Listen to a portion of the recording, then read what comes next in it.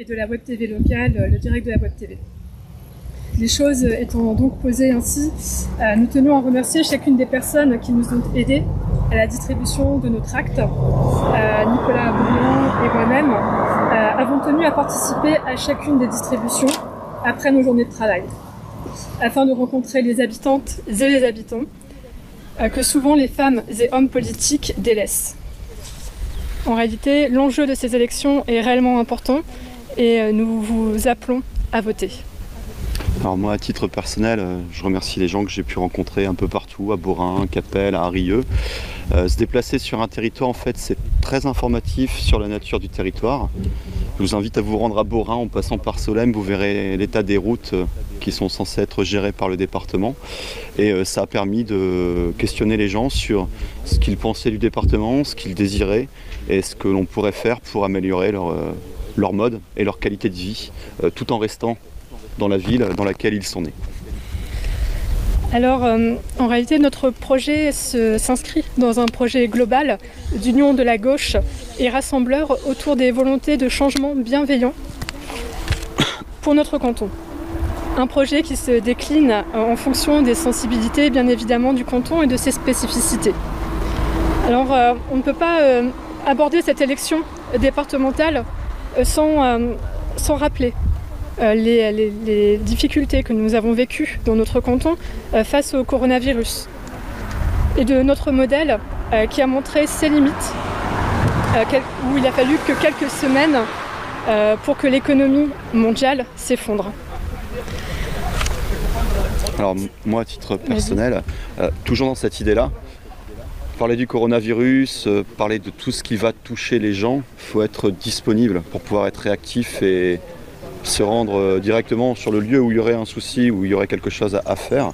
Et je tiens à signaler que Sophie comme moi, on n'est pas en soi des professionnels de la politique, c'est-à-dire que ce n'est pas notre métier. Moi je suis enseignant, si je suis élu, je demanderai une mise à disposition et je pourrais être à 110 voire 200% disponible. Je n'aurai pas d'autres mandats ou d'autres choses à faire par rapport au rôle que je porterai. De la même manière, je n'ai pas la volonté de courir après les mandats pour en vivre. Voilà, j'ai moi-même une vie professionnelle qui peut me permettre de vivre sans politique. Pour moi, la politique, c'est réellement donner du temps, son propre temps aux autres.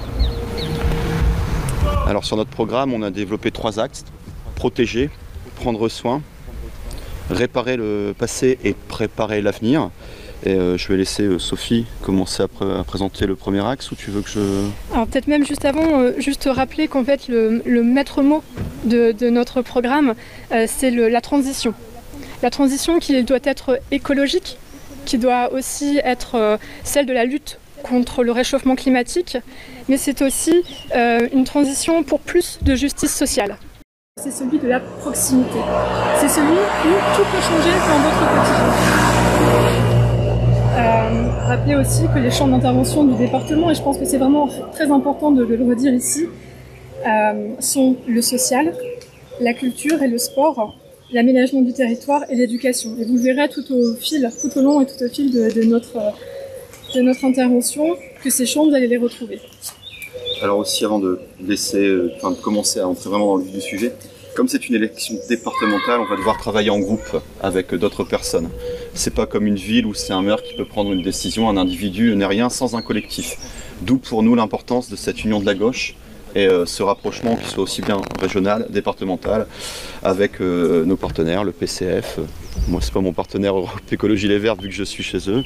Le Parti Socialiste, la France Insoumise, même s'ils ne sont pas sur notre acte, mais Monsieur Poix est venu ce week-end à Cambrai, Génération de S et d'autres partis.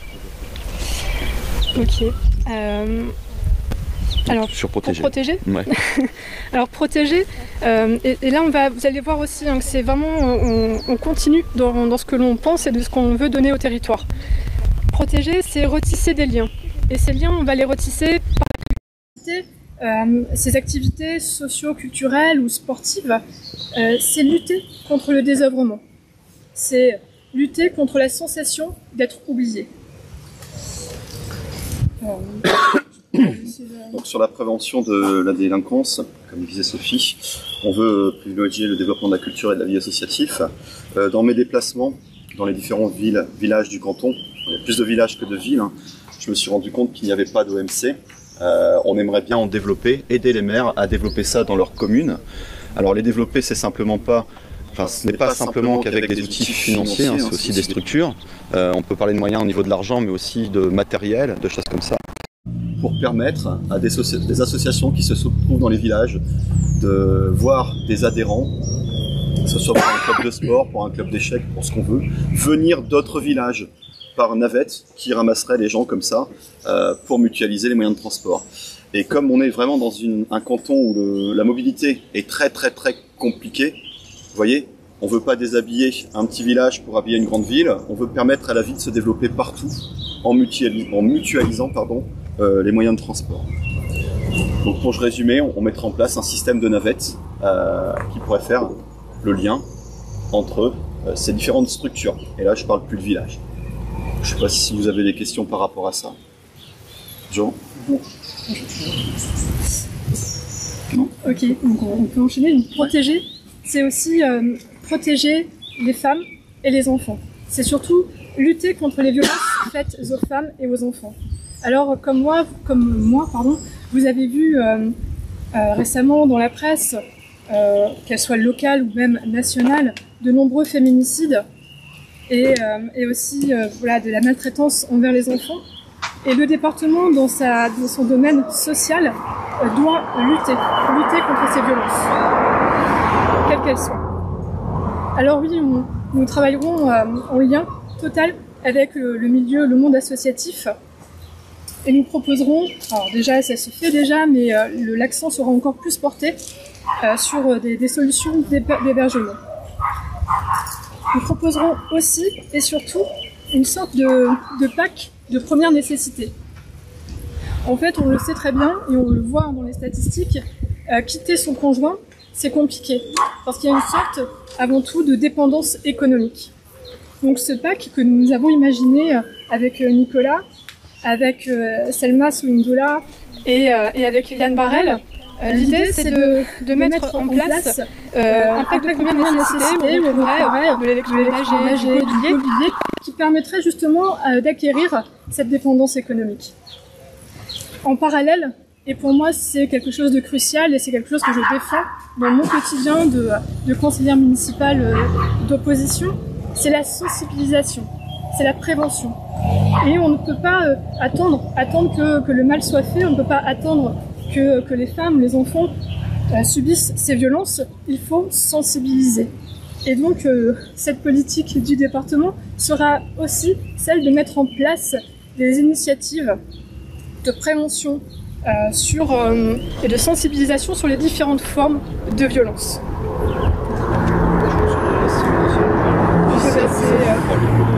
Ça marche. Donc en fait, dans notre programme, donc protéger, prendre soin, réparer le passé, préparer l'avenir, on voit que les deux sont entreliés, c'est-à-dire que déjà là, en protégeant, on prend soin des gens et on prend soin aussi du territoire. Dans le prendre soin, un des gros problèmes auxquels j'ai été confronté en prenant les doléances des gens, c'est le désert médical. On peut fabriquer des maisons de santé, ce qui est très bien en soi, mais il faut pouvoir les alimenter en médecins. Je me suis baladé un petit peu partout, il y a des maisons de santé, il n'y a pas forcément des médecins généralistes, pas forcément de pédiatres, pas forcément de psychologues pour enfants, de psychiatres ou de choses comme ça.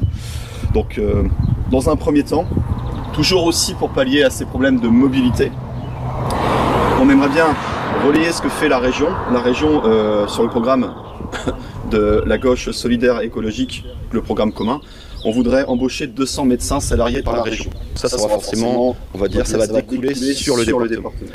Nous, on voudrait aussi créer des bus de télémédecine qui pourraient se déplacer de village en village pour répondre aux besoins premiers des citoyens et de la population. Donc de la population vieillissante, mais aussi des jeunes mamans qui seraient isolées.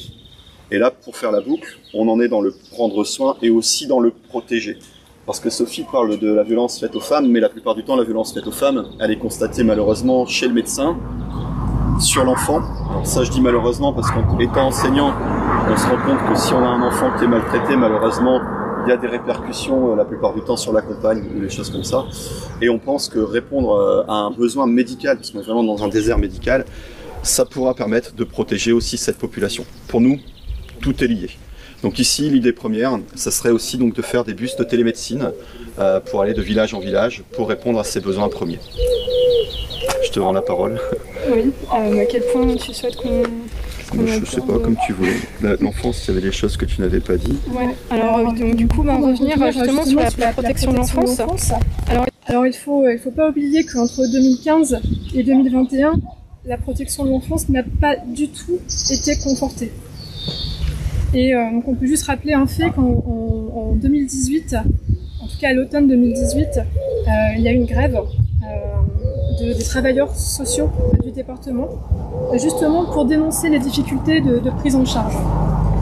Prise en charge des mineurs en raison à la fois d'un manque d'espace dans les hébergements et dans les centres d'accueil. La protection de l'enfance, c'est pour nous, elle est primordiale. Et c'est aussi ce qu'on développait dans notre campagne municipale. C'est qu'en réalité, un enfant dont on s'occupe, c'est un enfant dont on prend soin, et c'est un enfant avec qui il n'y aura pas de problème, et qui lui-même sera un enfant, qui sera un parent, qui aura toutes les capacités en lui pour pouvoir élever correctement ses propres enfants. En réalité, ce cercle infernal qu'on a déjà décrit dans nos différents parcours, en tout cas dans nos différentes interventions, il reste le même. Et ce cercle infernal, il faut le briser, et il est temps. Il est réellement temps pour notre canton. Alors, pour prendre soin de cette enfance, et donc là, on va quand même plutôt travailler auprès des services de l'ASE, il nous faut absolument recruter de nouveaux assistants familiaux. Il nous faut aussi relancer la formation des professionnels de l'enfance, parce qu'en fait, ces professionnels sont vieillissants, sont bientôt à la retraite, ou déjà à la retraite. On est en manque dans notre département et dans notre canton de ce personnel qui soit capable d'encadrer et en tout cas d'élever et de travailler avec cette jeunesse. Chaque enfant compte. Et nous devons tout faire pour améliorer son accompagnement. Alors en faisant ça, on donne aussi un emploi dans un bassin qui a besoin de cet emploi. C'est-à-dire qu'on ne veut pas créer des emplois factifs, voilà, j'allais dire un autre mot mais c'est plus le bon terme. On veut répondre aux besoins du territoire, et je pense que pour ça, vraiment visiter le territoire, se déplacer, y aller physiquement à pied, regarder, discuter avec les gens, c'est la clé de beaucoup de choses. Et on pourrait former donc, des jeunes dans ces nouveaux emplois, et aussi après à l'accompagnement des personnes âgées sur la population vieillissante, pour essayer de faire que ces personnes-là finissent leur vie le plus souvent chez elles, avec des aides à domicile ou des éducateurs qui viendraient les aider et les maintenir dans leur logement. Et surtout donc dans la dignité, parce que c'est ça aussi, s'occuper de l'humain, protéger et prendre soin de l'humain, c'est le garder dans la dignité, le préserver. Alors, pour accompagner nos aînés, il nous faut absolument, et là ça rejoint aussi ce que tu disais Nicolas, développer l'habitat inclusif avec des résidences autonomie. Et donc, voilà, l'idée, elle est effectivement pas nouvelle, mais il nous faut absolument continuer à développer ces structures. Avec des animations, mais surtout une garde en présentiel en 24 heures sur 24. Il nous faut aussi apporter une aide pour la rénovation des EHPAD et des résidences d'autonomie. Et surtout, en fait, cette intervention et ce moment clé de notre intervention, c'est réaffirmer notre soutien au métier du grand âge. Parce qu'en réalité, c'est le plus important. Parce qu'il ne peut pas y avoir de futur possible si on ne s'occupe pas dès aujourd'hui à la fois de nos aînés et que l'on ne donne pas le goût à nos jeunes de s'occuper de nos aînés. Il nous faut, voilà, c'est rompre l'isolement des personnes plus âgées, c'est qu'elles puissent faire partie pleinement de notre société. Donc sans faire de la fausse sémantique ou du blablabla, hein. Protéger, prendre soin, et là on arrive sur notre dernier point de notre programme, réparer le passé pour préparer l'avenir. Tout ce qu'on présente ici est lié, protéger, prendre soin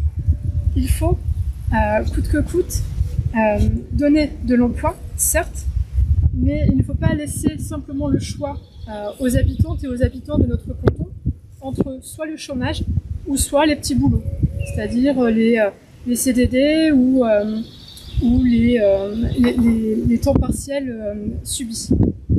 Si je peux me permettre, quand on parle de ça, on peut parler aussi des emplois qui seraient éphémères sur les investissements dont je parlais auparavant, faire un contournement. On va embaucher de la main-d'œuvre, c'est clair, hein. On va pas se mentir, on va embaucher des gens. Mais sur quelle durée? Sur quelle mission? Sur quel salaire?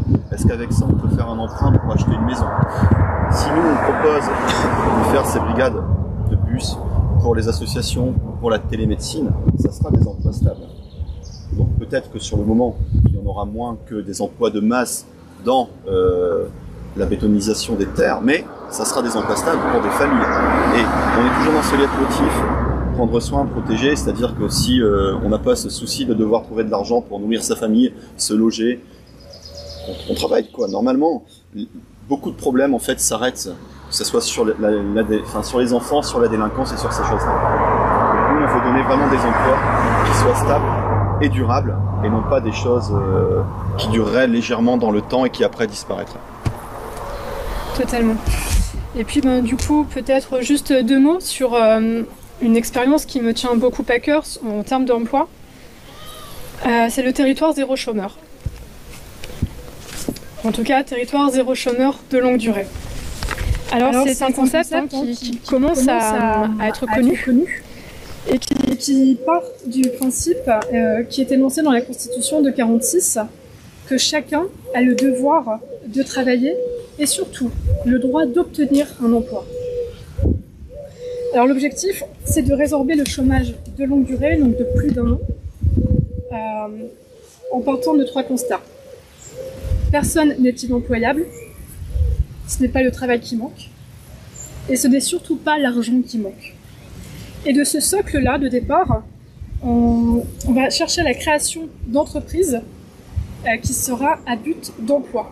En réalité, on va définir sur un secteur, sur notre canton par exemple, les manques de notre canton en matière d'emploi, en matière de commerce, pourquoi pas, en matière d'industrie, en matière d'agriculture ou de services, bien sûr. Et donc, une fois que cela sera défini, l'idée, c'est d'imaginer la création d'entreprises. Donc, le but, c'est d'imaginer la création de ces entreprises qui n'entreront pas en concurrence avec le tissu économique existant. Et surtout, encore une fois, de viser la durabilité et donc de recruter en CDI. Là, on peut citer ce qu'on a mis dans notre papier simplement pour conclure. Nous financerons 1000 contrats aidés par an dans les secteurs du service à la personne, du numérique, du bâtiment et de la rénovation thermique, du recyclage des déchets, du réemploi de l'économie circulaire, afin de faciliter l'accès à l'emploi des allocataires du RSA.